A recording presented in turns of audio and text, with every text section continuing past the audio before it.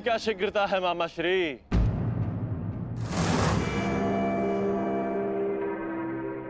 अपनी वस्तु तो लेते जाइए,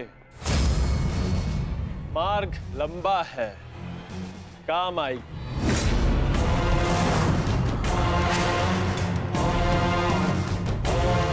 मामा श्री,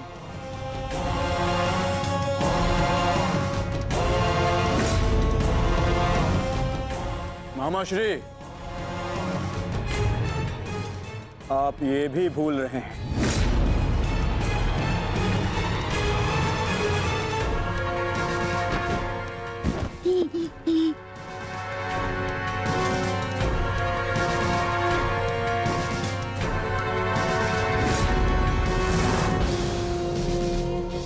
क्या हुआ? कुछ स्मरण हुआ या रक्षण के लिए अपने भांजे दुर्योधन का स्मरण करना है मामा श्री?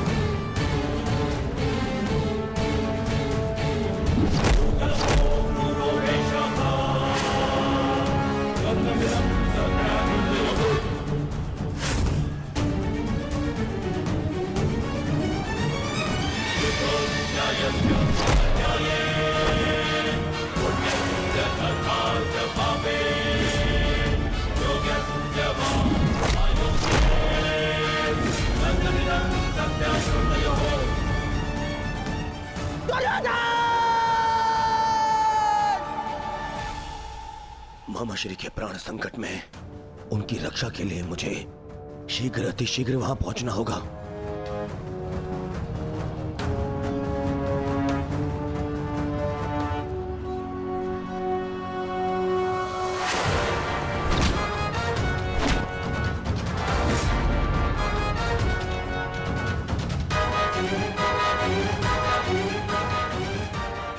मामा श्री, आज भले ही मेरे प्राण क्यों ना चले जाए, परंतु मैं तुम्हें यहां से नहीं जाने दूंगा। ये पवन पुत्र का वचन है।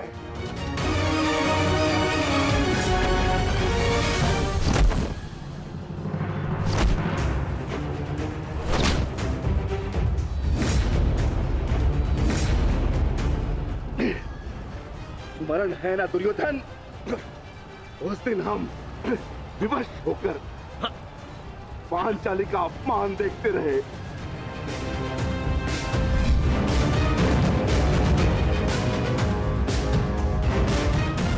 विवश होकर अभिमन्यु के मृत्यु का तमाशा देखते रहे।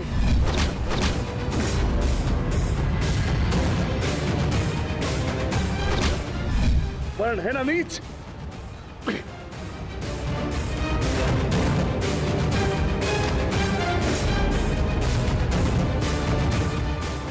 भांति तुम विवश होकर अपने प्रिय मामा श्री के मृत्यु का तमाशा देखोगे।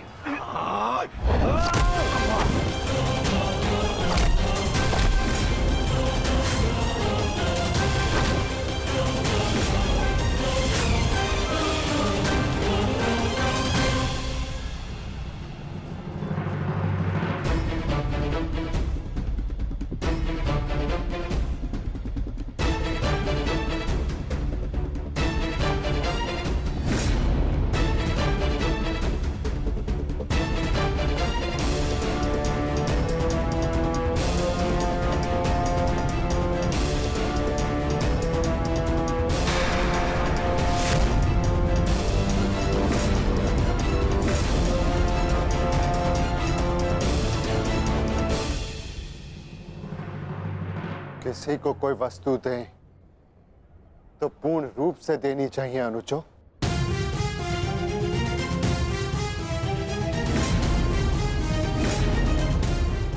बिना बांसों के मामा श्री खेलेंगे कैसे?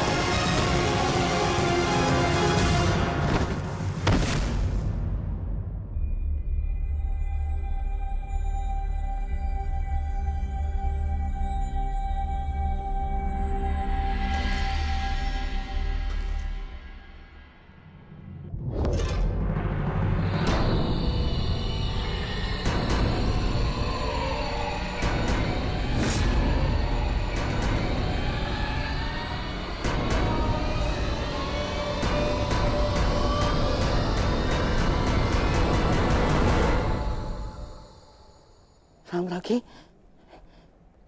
साम्राज्ञी मेरा रक्षण करे। ये बूढ़ा, ये शक्तिहीन शकुनी क्या करेगा युद्ध में? है साम्राज्ञी, साम्राज्ञी मैं युद्ध त्यागता हूं। मुझे अपनी शरण में ले लो, और एक शरणागत की रक्षा करना क्षत्राणी का धर्म होता है साम्राज्ञी। और मैं मामा हूँ ना साम्राज्ञी, श्वशुर मामा। और मामा के साथ कोई ऐसा व्यवहार करता है क्या? मुझे क्षमा कर दो, मुझे क्षमा कर दो साम्राज्ञी, मुझे क्षमा।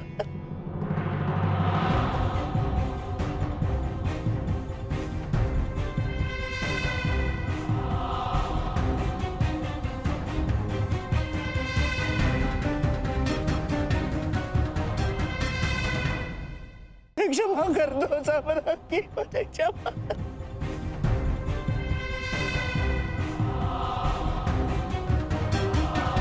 परंतु प्रश्न ये उठता है कि एक मामा ससुर अपने ही कुलवधू के वस्त्र हरण का षड्यंत्र कैसे रच सकता है?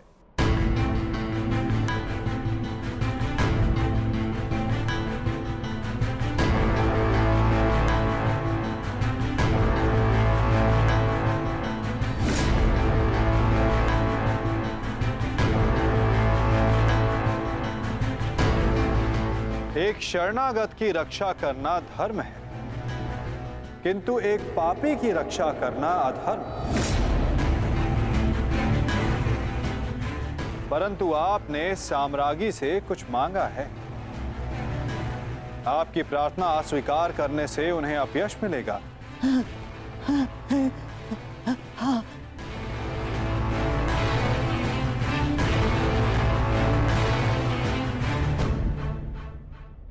आपको एक अवसर तो अवश्य मिलना चाहिए गांधार राज।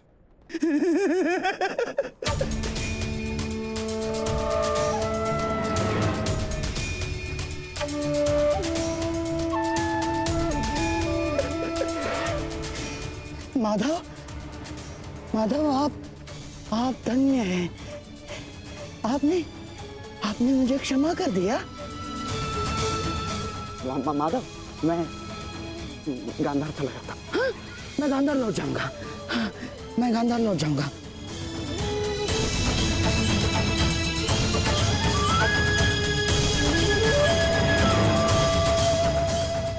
आप ही उद्धव, आप ही माधव, आप ही नटवर, आप ही योगेश्वर, आप ही उद्धव, आप ही माधव, आप ही योगेश्वर, आप ही नटवर। गांधार राज,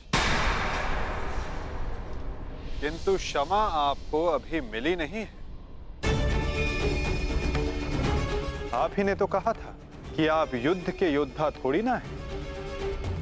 आप तो चौसर के खिलाड़ी हैं। हाँ, कहा था। तो क्यों ना आपके साथ एक चौसर की चाल हो जाए गांधार नरेश?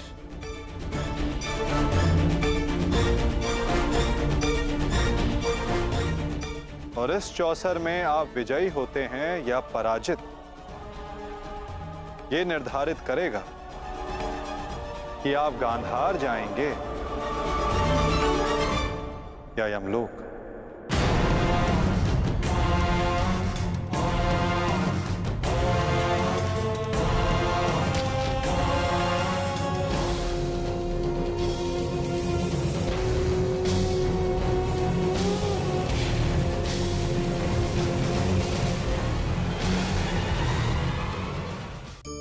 हम में से ऐसा कोई नहीं जिनकी परछाई उनसे दूर रहती है। हमारी परछाई सदैव हमारे साथ रहती है। कदाचित हमारी परछाई हमारे कर्मों के फलों का संकेत है।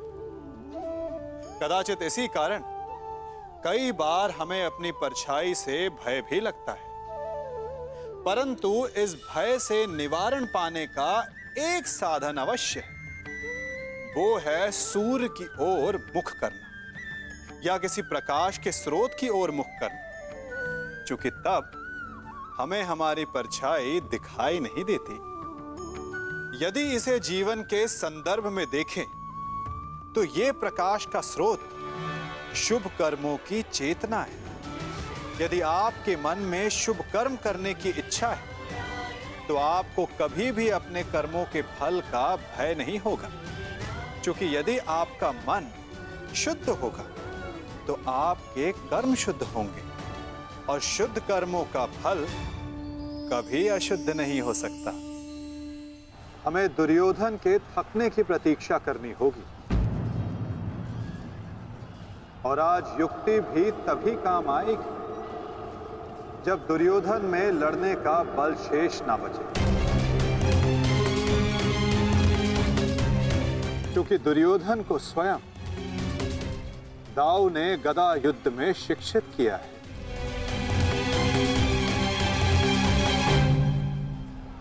आज आपको इस प्रकार कष्ट देने के लिए मैं क्षमा चाहती हूँ, क्योंकि इस विपदा की घड़ी में वो केवल आप ही हैं जिस पर मैं भरोसा कर सकती हूँ, क्योंकि आप ना ही मेरे संबंधी परंतु न्याय के रक्षक भी हैं श्री बलराम। आज मैं आप सबको एक कथा सुनाता हूं। एक दिन प्रातः एक व्यापारी अपने घर से निकला। घर से निकलते ही एक बिल्ली ने उस व्यापारी का मार्ग काट दिया। व्यापारी घबरा गया।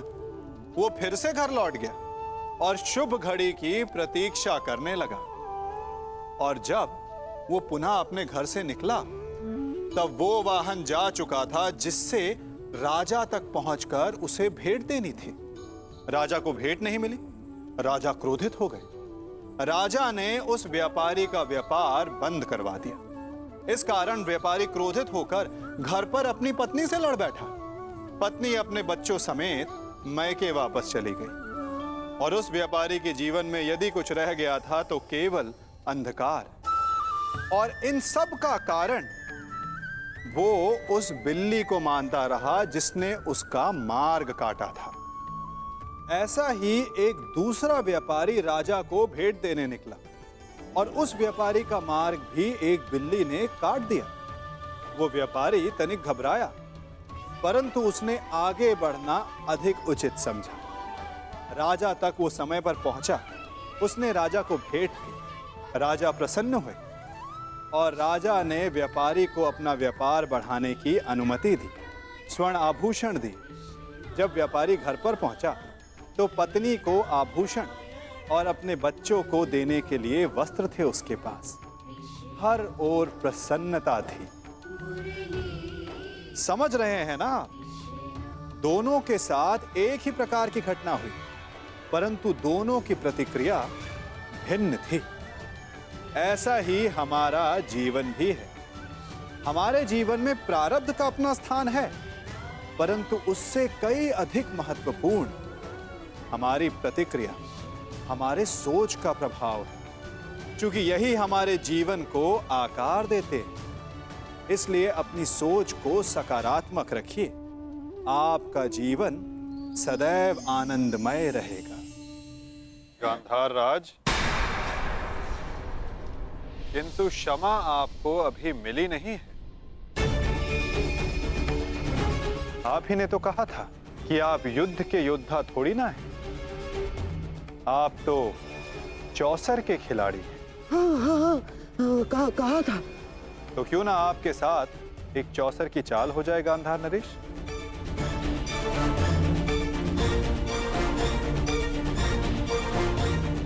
और इस चौसर में आप विजयी होते हैं या पराजित,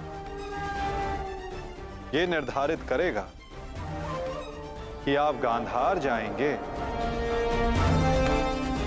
या यमलोक।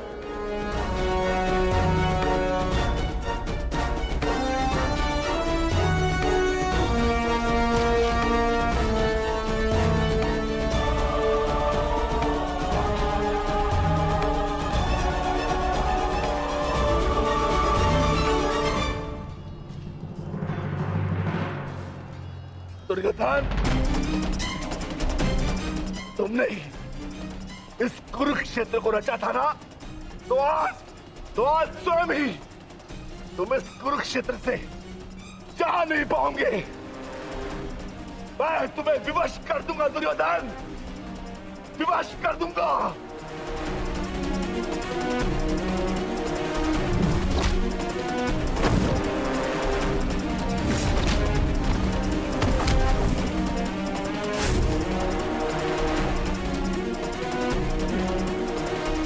जिसने ये द्यूत सभा रची थी, वो आज वहां से जीवित नहीं जाएगा।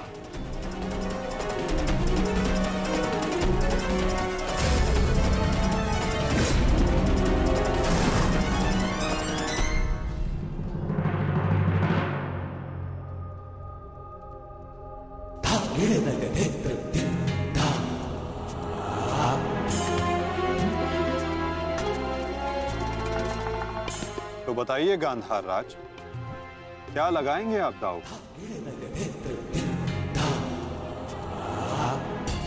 नग्न मनुष्य नहाएगा क्या और निचोड़ेगा क्या?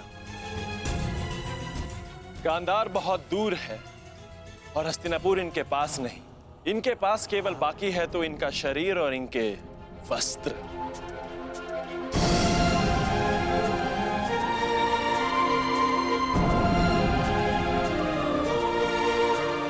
माधव, ये कैसा खेल खेल रहे हैं आप मेरे साथ? वस्त्र को दांव पर लगाता है भला? नहीं, सादेव क्या कर रहे हो ये? मैं नहीं खेलूंगा ये दांव, मैं नहीं खेलूंगा ये दांव। दाव तो आपको खेलना होगा गांधार राज, और द्यूत के नियम के अनुसार जब तक एक खिलाड़ी पूरी तरह से विजयी या पराजित नहीं हो जाता, वो खिलाड़ी खेल छोड़कर नहीं उठ सकता।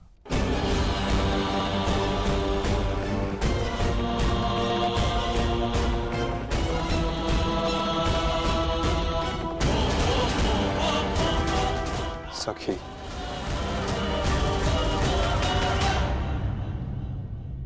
पासे फेंको।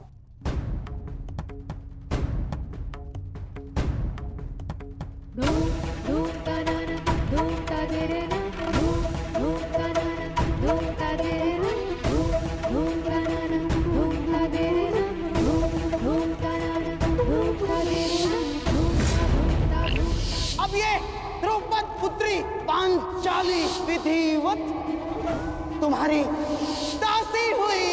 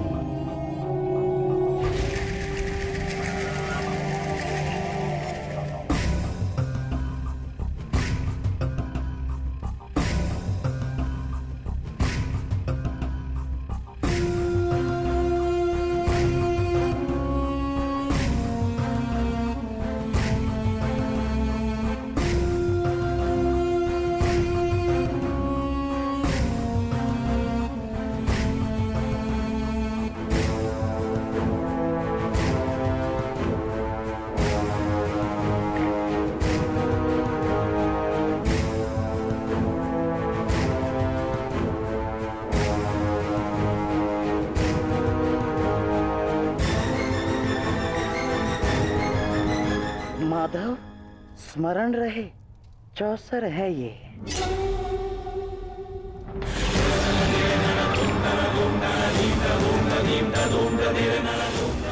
पौ 12